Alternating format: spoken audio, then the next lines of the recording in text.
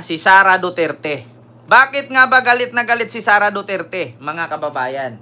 Kay PBBM. Kasi ganito po, mga kababayan. Kaya po galit na galit si Sara Duterte kay PBBM at gusto niyang patalsikin daw si PBBM sa pwesto. Bakit? Ito po ang rason niya. Kaya daw po siya tumakbo at naging vice presidente ni PBBM kasi gusto daw ituloy ni Sara ang naumpisahan ng kanyang ama. Napanood ko yun, Ken. Galit na galit. Sabi niya, alam nyo ba, gusto ko na talagang palitan yan si Marcos at paalisin dyan sa kanyang posisyon bilang presidente. Bakit? Hindi niya tinuloy ang naumpisahan ng tatay ko.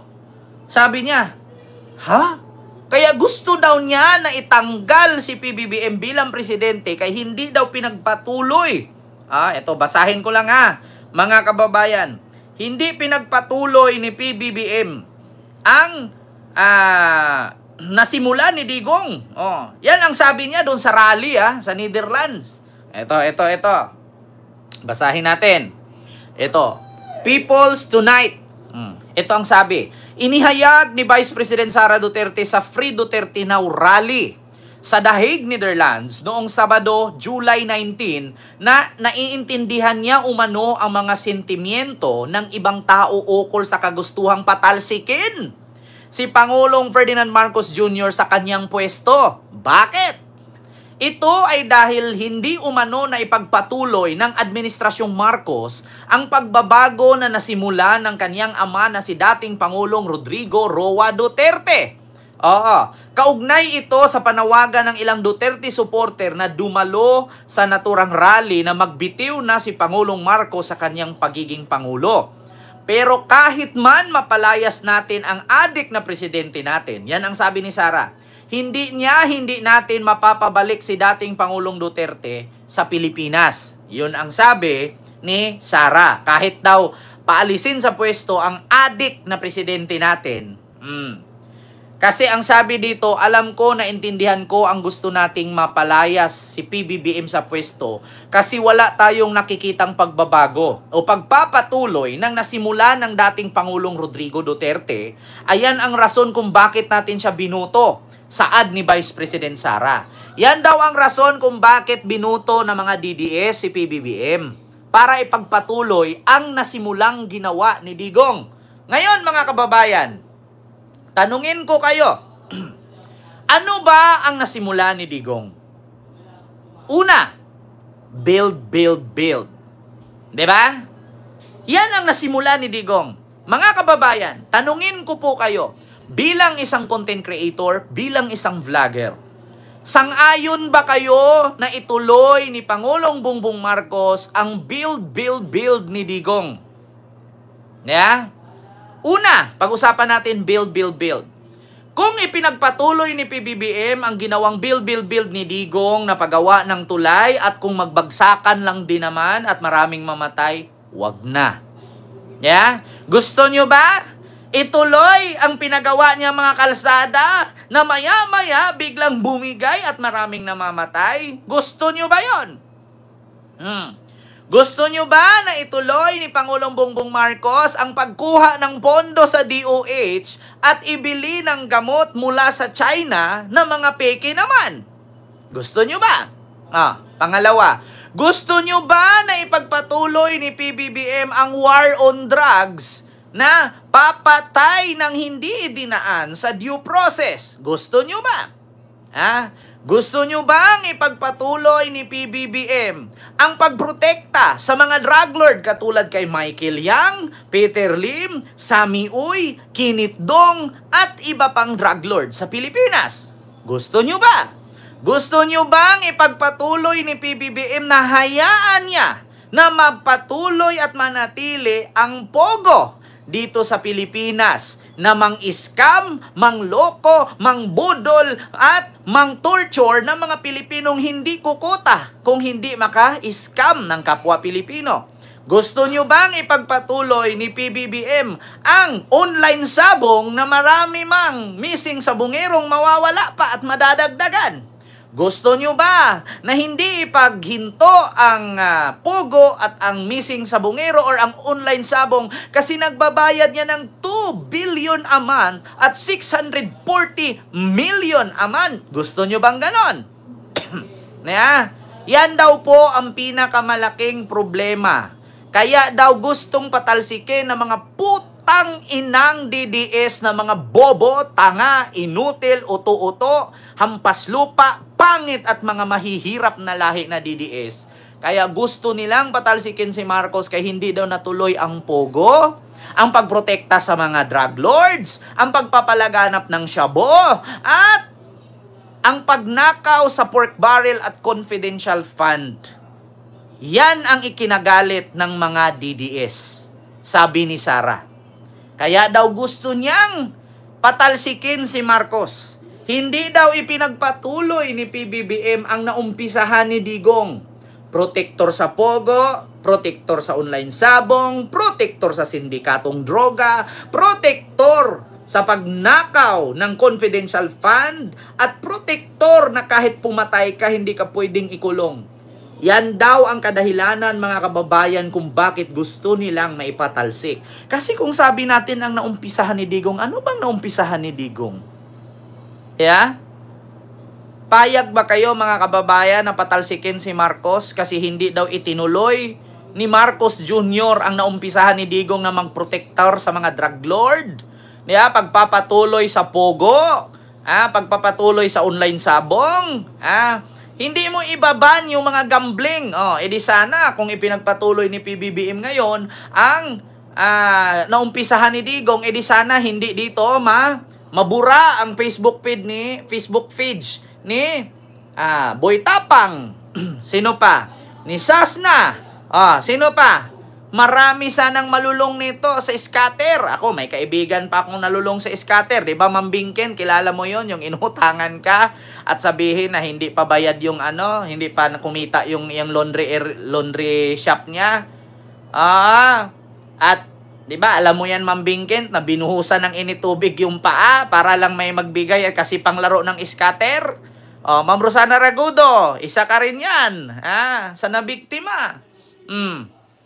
Ako, may kaibigan akong ganyan. Diyos ko, payag ako, Lods Kent, basta bitayin si Digong at Sara. Diyos mio Marimar, mga kababayan. Kaya daw galit na galit si Sara at gustong patalsikin si PBBM at sabi ng kapwa niya DDS kasi daw hindi ipinagpatuloy ni PBBM ang nasimula ni Digong. So ano bang nasimula ni Digong? Yung ginawang legal ang Pogo na illegal sa China, ginawang legal ang isabong na maraming nawawalang sabongero, ginawa ang war on drugs na maraming pinatay na adik, ultimo mga estudyante, mga minor de edad na hindi dinaan sa due process, at ipagpatuloy ni PBBM yung gumawa ng kalsada na palpak, na daanan lang ng mabigat, ang pinagbintangan yung sasakyan o yung karsada talaga substandard ang ginamit. Tapos ngayon, ipagpatuloy na ni PBBM, katulad nito, Metro Manila, palpak ang mga drainage system. Kaya ang lalim ng baha. Ganyan ba ang gusto mo, Sara, na ipagpatuloy ni PBBM ang naumpisahan ng tatay mo? Saan napunta ang budget dyan sa flood control sa Metro Manila na ang lalim ng baha? Barado, 70% barado ang mga drainage ng Maynila. Yan ba ang gusto mo? Ipagpatuloy ni PBBM? Nako, kakaiba yan, mga kababayan. Kaya sabi ko sa inyo, mga kababayan, wala nang rason Sabi nga ni General Torre, ubos na kasi ang mga propaganda nila. Wala kasing mga utak, wala nang maisip. Di natuloy ang nagawa ni Digong. Kaya si Sara gustong ipa-impeach si PBBM ay ipatalsikin sa pwesto. Galit na galit daw sila. Ano nga ba? Ano umpisahan ni Digong? Yung Dolomite na 389 million. Tapos inaantay lang natin maubos na banlasin ng tubig. Hanggang sa magbara yung mga drainage kasi nababarahan ng Dolomite na buhangin. Nako po. Mga kababayan. Yun lang yung aking mga kababayan. Topic patungkol dyan. Galit na galit si Sara sa dahig. Sabi niya, dapat pinatalsik yan. Bakit? Kaya nga natin binuto yan kasi ang expect natin ipagpatuloy niya ang ginawa ni Pangulong Digong. Ha? Ano bang ginawa ni Digong? Yung mag-war on drugs na hindi dinaan sa due process? Eh di ngayon si PBBM, siya din ang susunod sa dahig kung mangyari mang ganon. Nakita nyo naman kung pinagpatuloy ni PBBM yung war on drugs na yan. Oh, eh di sana siya din ang sunod na magpunta dun sa dahig. So yun lang mga kababayan, yung aking reaksyon patungkol dyan sa sinabi ni Sara sa dahig doon sa rally. Walang nagawang maganda si Digong, yun lang, totoo mga kababayan. So ito, sunod mga kababayan. Speaking of mga palpak na nagawa ni Digong, katulad niyan, proyekto ni Digong sa Build at yung sa DPWH, yung mga drainage mga drainage na ano-ano sa para hindi bahain. Ngayon, nagulat kayo. 70% po ang mga drainage sa Maynila barado. Yun po ang totoo, kaya ang lalim po ng baha. Kaya pag binaha ang Maynila, pag galing ang tubig sa mga taas na banda, Antipolo, tapos Marikina, Bulacan, hindi makakalabas ang tubig basta-basta niyan kasi nababara nga sa Maynila. Doon pa ganun ang tubig niyan eh. So ngayon, pag barado ang mga drainage, talagang babaha. Susunod mga kababayan, ito na. Speaking of baha, PBBM, mga kababayan, nababahala. Bakit nga ba nababahala mga kababayan? Kasi ganito po. Nakita nyo naman kahapon na sa balita na mayroon daw insertion o budget itong ginawa ni Chis Escudero, insertion. Na 142.7 billion insertion sa national budget, ikinabahala ni PBBM na hindi umano natuwa si Pangulong Bongbong Marcos sa insertion di umano ni Senator Francis Chis Escudero noong siya ay leader pa ng Senado sa 2025 national budget na umabot ng 142.7 billion. Nako, ito nga, ibibeto nga.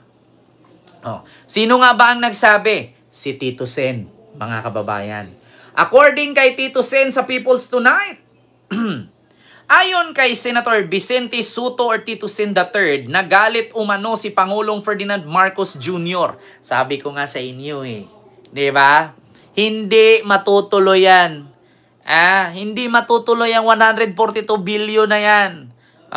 Nagalit umano si Pangulong Ferdinand Marcos Jr. Ayan nagalit.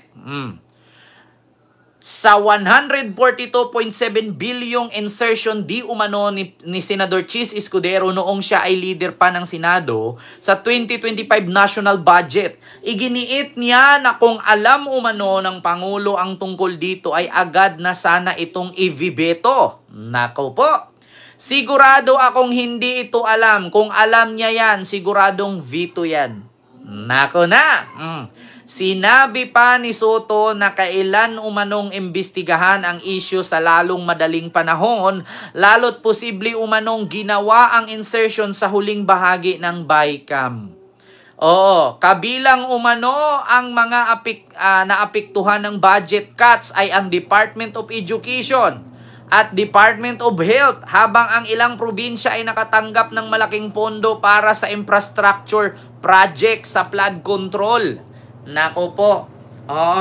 Naapektuhan daw di umano dito kung sakali man na inaprubahan ni PBBM itong 142 billion na isinisingit ni Chis Escudero sa national budget noong 2025.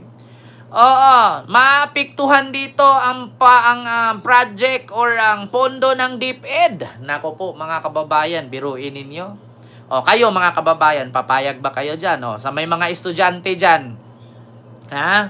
Papayag ba kayo sa mga may estudyante dyan, yung may mga pinapaaral na anak, na instead na ang computer ay libre na magamit sa paaralan, kailangan mo na tuloy ngayon mag-provide ng tablet o cellphone para pang research ng anak.